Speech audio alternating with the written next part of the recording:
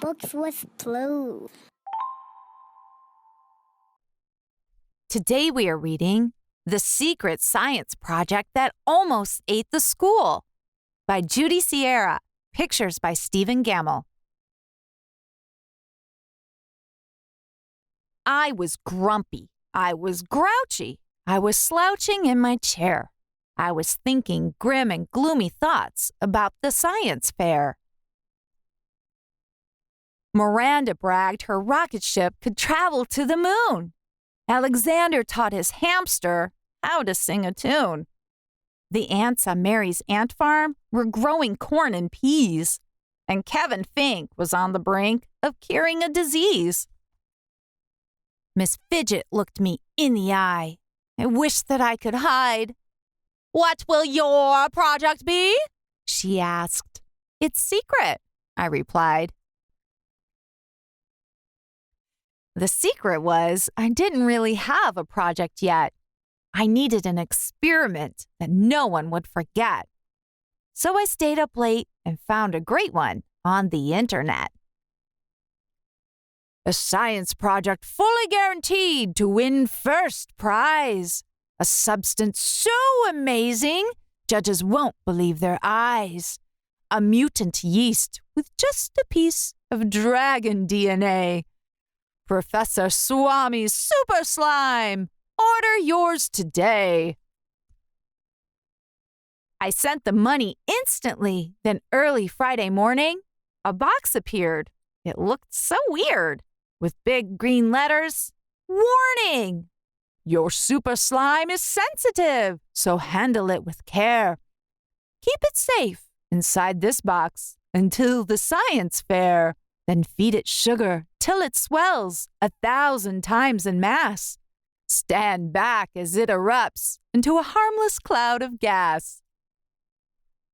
I popped the lid and gave the slime a teeny tiny poke. It started getting bigger.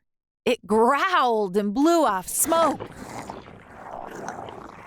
It catapulted from the box and splattered on the floor, precisely as Sir Scratch-A-Lot stepped through the kitty door and plopped his paws in mutant muck. He rudely hissed and spat. "Yikes! The secret science project ate my kitty cat." Is that your stupid science project? Asked my sister Kate. "Stop," I said. "You'll hurt its feelings." Oops, it was too late. The slime began to spin around. It rose into the air. And when it roared and hit the floor, my sister wasn't there. Just then I heard my father's voice. "What's going on in there?" "Something in that bedroom smells like moldy underwear." "My science project's sensitive," I warned. "Don't make it mad."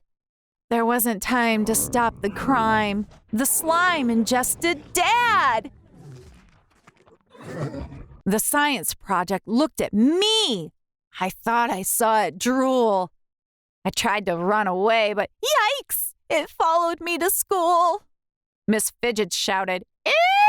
What is that big, disgusting creature?" The slime stopped short and gave a snort and ate my third-grade teacher.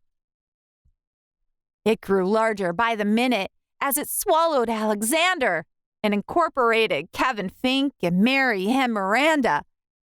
As the slime was busy slurping up the last of Mary's ants, I remembered the instructions in the pocket of my pants. "Sugar!" I commanded.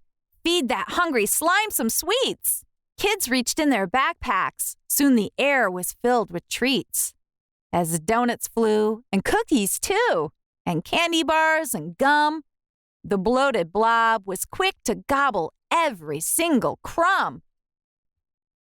I shook a can of soda pop and sprayed the growing slime till I could tell that it had swelled at least 1,000 times. "Now everybody hide!" I screamed. Ka-flaz, ka-flam, ka-flew! It vanished in a stupefying burst of CO2. When the dust had cleared away, my dad was up a tree. My teacher dangled from the roof. We all were on TV. Sir Scratch-a-Lot, I called and called. What happened to my cat? He's on your head, My sister said. pretending he's a hat. My project didn't win first prize, and that was fair, I guess. Miss Fidget kept me after school to clean up all the mess.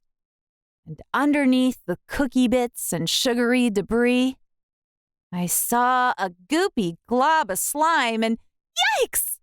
It winked at me. Thank you for reading with me. Come back soon. Don't forget to like and subscribe to Books with Blue.